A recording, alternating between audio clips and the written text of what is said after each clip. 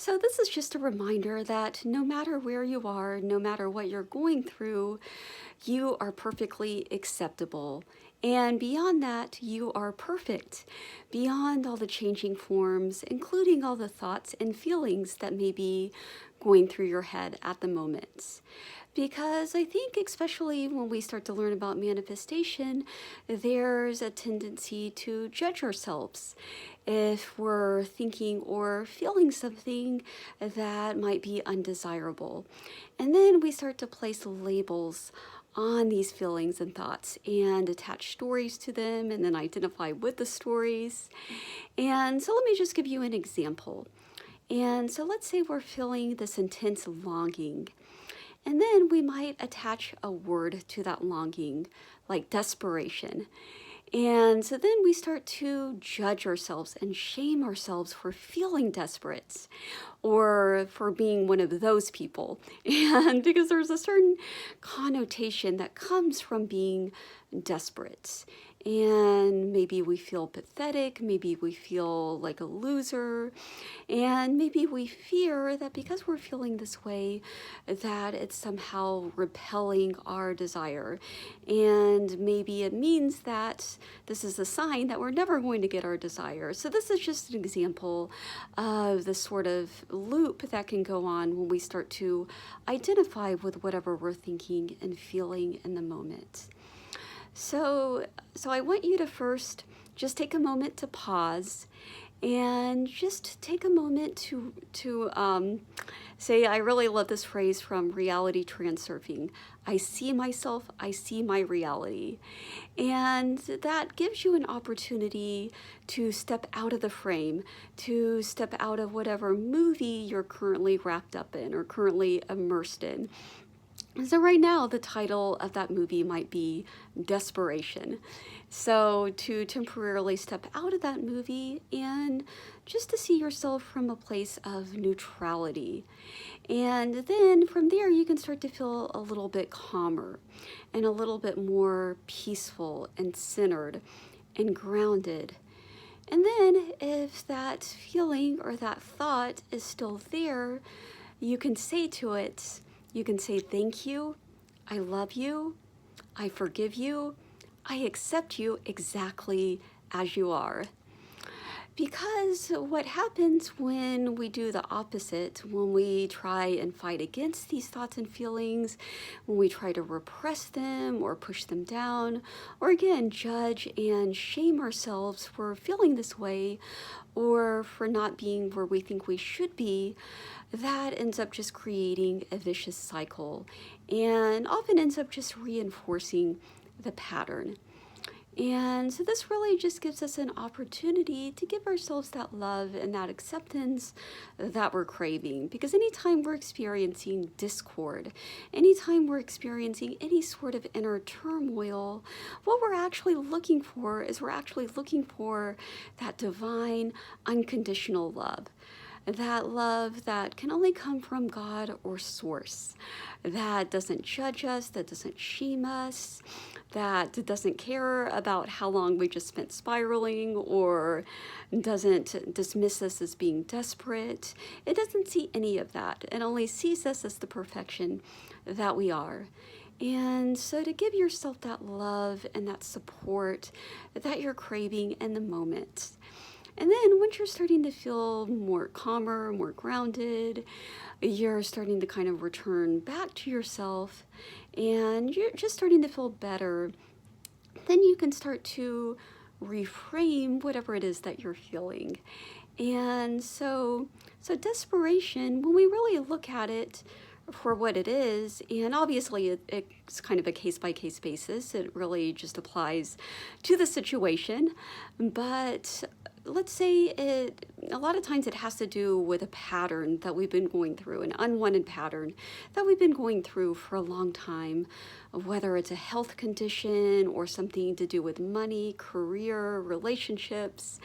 And then we start to see a way out of this pattern. We start to see the light at the end of the tunnel. And so all of a sudden we start to light up with this new possibility.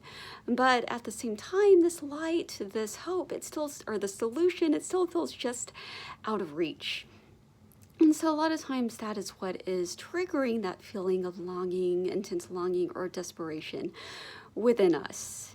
And so yeah, if you're feeling that way, it's completely understandable that you would be feeling these things, especially if you've been in pain for a very long time. And what you need in that moment is you need love and acceptance. You don't need to be judging yourself or blaming yourself or dismissing yourself. And so once you see it for what it really is, then you can start to transmute this energy.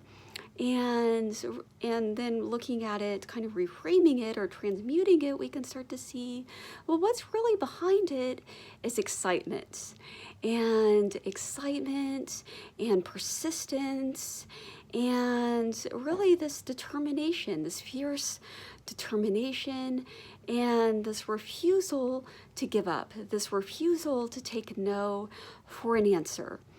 And so when we start to look at it this way, we can start to have a much more positive relationship with this feeling and with the states. And we can start to, we can just start to actually give ourselves a lot more grace, and actually to start to see how it can actually benefit us, how it can actually be catalyzed to our benefits. And so now all of a sudden it is bringing into more clear focus what it is that we actually want. Because what we actually want is obviously not to be in that, what I think when people use desperation in a negative sense, right? What they mean is obsession, holding on to your desire with an iron grip, being like it has to be this way or else, and placing a lot of weight or a lot of conditions on the specific thing, and conditioning your happiness and your fulfillment on that thing. And so obviously that's not what you want. But when you start to reframe it this way, and you start to see the love and the excitement behind this feeling, and you start to, again, really just look at yourself in a more positive light and be like, no, what this really is this is just determination, and this is just me, just me taking a stand for what it is that I want. And again, just refusing to sink into that feeling of despair, or to just give up, or to just settle, which is often the common response, right, when we've been in that state for intense longing for a really long time, and it doesn't really seem like we're seeing any progress. So then you can really start to transmute it, and you can really start to shift your focus to that love and that excitement. And I think what you'll start to find is that weight that perhaps you were feeling before, the weight and the sadness and that iron grip. You'll start to feel that fall away as it's replaced by that pure love for your desire and that pure excitement for your desire. And what it is it's movement. Basically, it's allowing you to move from a state of despair, or that state of intense longing, to a state where you're actually actively moving towards your desire, and you're actually bringing it into your reality. You're actually taking substantial steps, towards making that a reality. And so the movement is really what I want to place emphasis on, because when we just deny or repress or resist or shame ourselves for whatever it is that we're feeling, what often happens is that we just keep that feeling or keep that emotion trapped in place. And even more significantly, we keep that pattern trapped in place. So we keep that pattern of that longing and that thing that we hope for always just being out of reach. We just continue to lock it in the place, and we continue to live out that pattern in a loop over and over and over again. But when we finally get clear with ourselves and accept wherever it is that we're currently at, recognizing that it's just one of infinite possibilities, and then allowing it to fade back into the realm of infinite possibilities, then we can actually allow ourselves to start moving towards what it is that we actually want. And the same thing goes with feelings of discouragement and defeat. I know I wanted to keep I'm a big fan of alliteration, so I wanted to keep the D theme going tonight. So yeah, so a lot of times too, and disappointment, another D word. So yeah, when you're feeling like discouragement and disappointment, again, at least in my case, there was just this attempt to try and press it down and try to fight the feeling. And again, this fear that, yeah, because I'm feeling this way, somehow that means that I'm not going to get what I want. And then when you finally admit and just acknowledge whatever it is that you're feeling, give yourself that love and acceptance. And once again, it can finally allow for some movement towards what it is that you actually want. And I'm going to give you another specific example.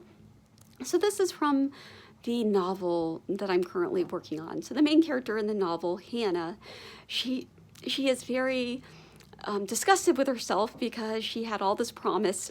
She went to this Ivy League school and had all these accolades, and now all of a sudden she's not living the life of promise that she thought she was going to be living. And she's working at this job that she hates. And yeah, and basically she just feels that her life ever since she completed school has just been this long string of disappointment. But she's largely kept it to herself, mainly just because she felt if she admitted it to anybody, that would just, it was almost like it would solidify that identity of being a pathetic loser and of being a disappointment, right? So sometimes we're afraid if we even speak about these things that we're feeling, that we'll somehow solidify it. But what happens when she actually confides and with some new friends about how she's actually feeling, it actually opens up this new, first of all, it just allows for this cathartic release because these feelings have been festering in her for a long time.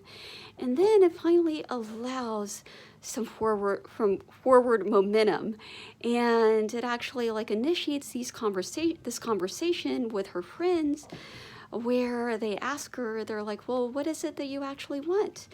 And it takes her a while to actually think of an answer because she's never even really asked herself this. Because she's been so busy, so immersed in this narrative, right, of not getting what she wants. And so then she's like, well, I would really want to be, I've always loved school. I wish I could just be a professional student. And then they're like, well, why don't you just be a teacher? And she's like, oh man, having to, manage this classroom of all these, disobedient brats or like, smart ass teenagers, like that sounds awful, but then they start introducing like these other options to her that she hadn't even thought of. They're like, well, why don't you just become a tutor for rich families? And so it's all of a sudden this whole new world opens up to her. And then they're actually actively talking about the steps that it would take for her to do this. But none of this movement would have taken place if she had just kept all this to herself. And if she had just continued living in this place of like self-abnegation, like beating herself up, and denial and repression, it never would have given birth to this new possibility. So again, this is to remind you that wherever you're at is perfectly okay, because every now moment is a clean slate. And so again, wherever you're at, just to give yourself that love and that acceptance that you're craving. And again, you can just say to that thought or that feeling or that story that's running through your head, you can just say, thank you, I love you, I forgive you, I accept you exactly as you are. And then you can once you start to feel a bit calmer and more peaceful and more clear, then you can start to bring in mind what it is that you actually do want. So I'd love to hear your comments about how this resonated with you, and if there's any specific experiences that you've had around what I just brought up. And thank you so much for watching, and have a wonderful day.